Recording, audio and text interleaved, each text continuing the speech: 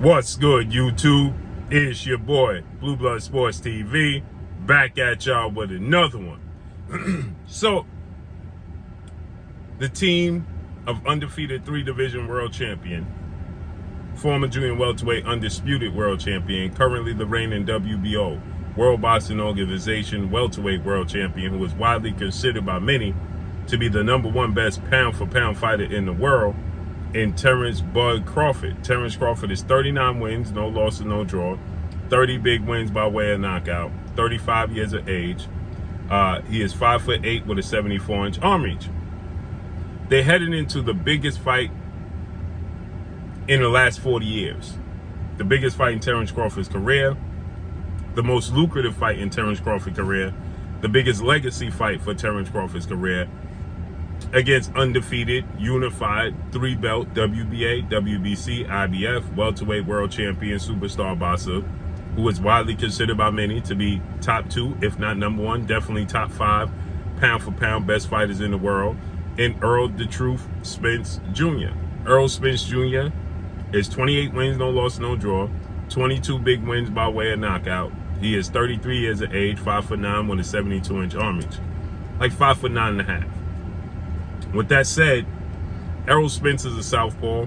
This is for undisputed. They're both top 5 pound-for-pound best fighters in the world. And Terence Crawford and his team respect Errol Spence in that manner. Now, you had Terence Crawford's well-renowned former trainer of the year trainer in Brian Bomac McIntyre. He said that after the first couple of rounds, this is going to be an easy fight for Terence Crawford, and that Terence Crawford is going to beat the brakes off of Errol Spence. I don't believe in any stretch of the imagination, in my opinion, that it's going to be an easy fight for Terence Crawford. But they believe that this is going to be an easy fight for Terence Crawford. Now, with that said, they believe that 3-time junior middleweight world champion, who currently is the undisputed junior middleweight world champion, top 5 pound for pound, in my opinion, best fighters in the world, superstar boxer Jermell Ironman Charlo, who is 35 wins, 1 loss, 1 draw, 19 wins by way of knockout, 32 going on 33 years of age, 5'11.5" with a 73.5-inch arm reach, is a tougher fight for Terence Crawford than Errol Spence. And I can't personally say I believe it's a tougher fight, but I do say this: I don't think that Jermell Charlo gets the credit he deserves for how talented and how good he is. I think Jermell Charlo's, the perception of Jermell Charlo's character and personality outside the sport of boxing is what hurts Jermell Charlo as far as his acknowledgement for just how good he is. And so they are saying that they look at Jermell Charlo as a tougher task, not because he's bigger, because he is bigger, not because he's bigger, but because he's talented. Jermell Charlo has an identical twin brother, if you don't know, for those who may not know, in undefeated 2-division world champion, superstar boxer, who's the reigning WBC middleweight world champion, Jermell Lions Only Charlo, who is 32 wins, no loss, no draw, 22 wins by way of knockout. They're obviously the same age. He's 6 feet tall with a 74-inch arm reach. So he's a half-inch taller with a half-inch arm reach advantage. They're identical twins. And Jermell Charlo was the thumper, the big puncher. Jermell Charlo was the pure boxer. Okay, so Jermell Charlo was viewed as the pure boxer. Jermell Charlo was viewed as the thumper, the big puncher. And when Jermell Charlo parted ways from legendary trainer, Hall of Fame trainer, well-renowned trainer, in Ronnie Shields. He became a thumper as well. So we knew he had it in him, right? Jermell Charlo was viewed as the better Charlo. Jermell Charlo has surpassed him. Now, Jermell has dealt with some things outside the sport of boxing that hasn't kept him active, and he hasn't fought the level of opposition he should. He only fought 2 world champions that were world champions by the time he faced them. And he's total of 3 world champions. Cornelius K9 Bundridge, Austin Trout, and Julian J-Rock Williams. But by the time he beat J-Rock, who was his mandatory, J-Rock wasn't a champion. He didn't become a champion until 3 years after Jermell Charlo beat him. With that said, Jermell Charlo got with now 2-time trainer of the year, well-renowned trainer, future Hall of Famer, Derrick James, Errol Spence's trainer, and took his career to a complete nother level. Now, this is courtesy of, obviously courtesy to Derrick James making adjustments, but it's also courtesy to Jermell Charlo willing to make the adjustment. So we could look at it, was he being held back? Was he not being allowed to flourish? Right? Nonetheless,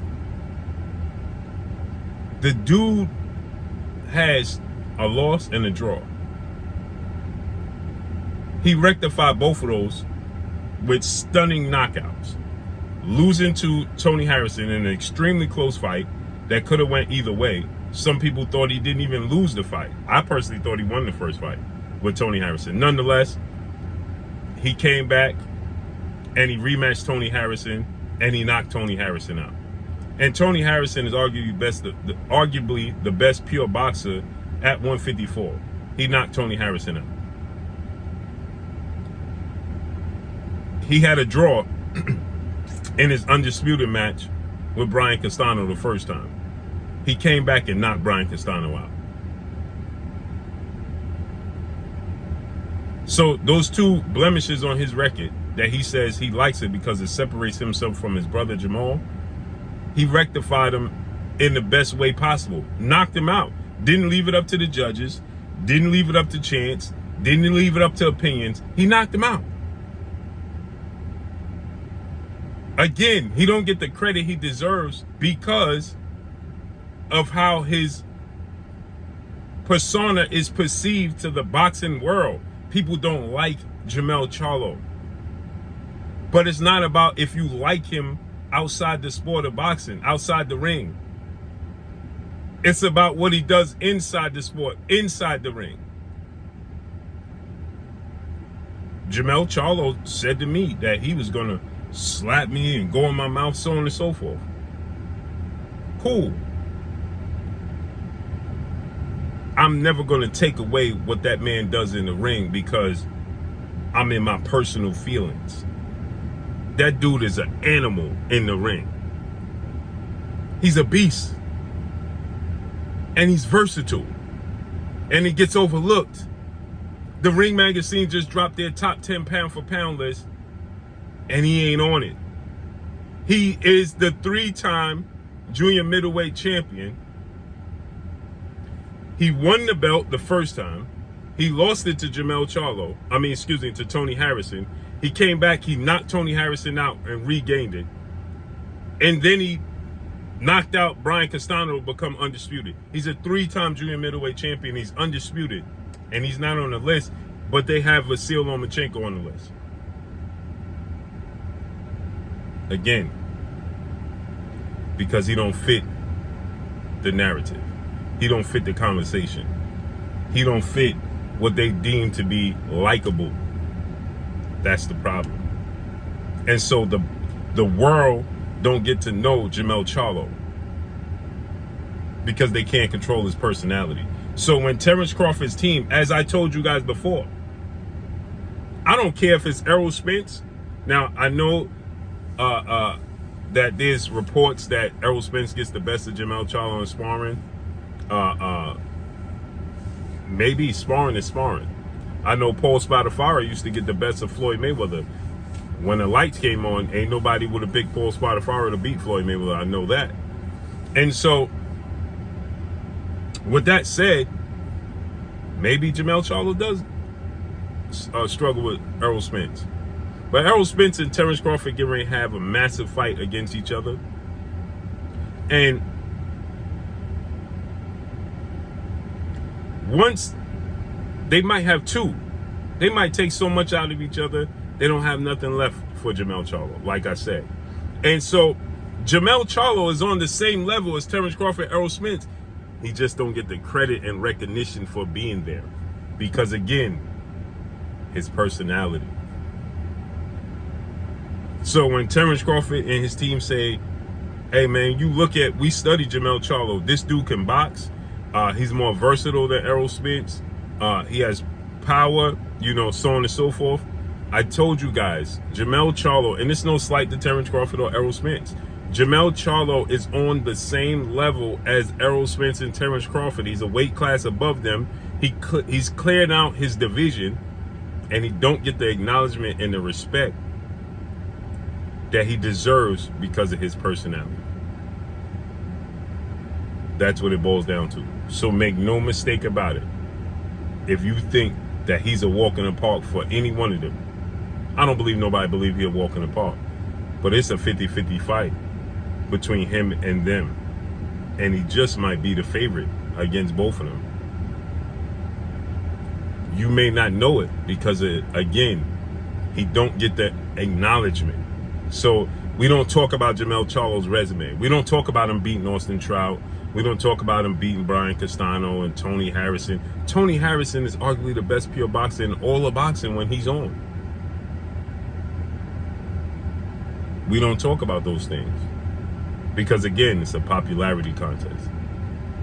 So that's all I got for y'all, man. Make sure you hit the like button, drop a comment in the comment section. Let me know what y'all think. Obviously, first things first, Terence Crawford, Errol Spence have to get past one another before we can even discuss Jermell Charlo versus them. And Jermell Charlo has a mandatory in Tim Tszyu, who's actually fighting tonight against Carlos Ocampo. And he's going to knock out. Carlos Ocampo is going to lose to Tim Tszyu, and then Jermell Charlo is going to knock out Tim Tszyu.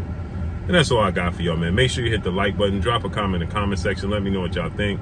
Y'all already know what it is. It's your boy Blue, Blue Blood Sports TV. Hate, like, comment, and subscribe. If you haven't subscribed, hit the subscribe button. Hit the like button. Hit the bell icon to get all the new notifications. Follow me on Instagram at Blue Blood Sports TV, all in one word. Y'all already know what it is. Shout out to the entire LDBC. Shout out to Black Media Row. Make sure you like and share the video. That's all I got for y'all. Peace.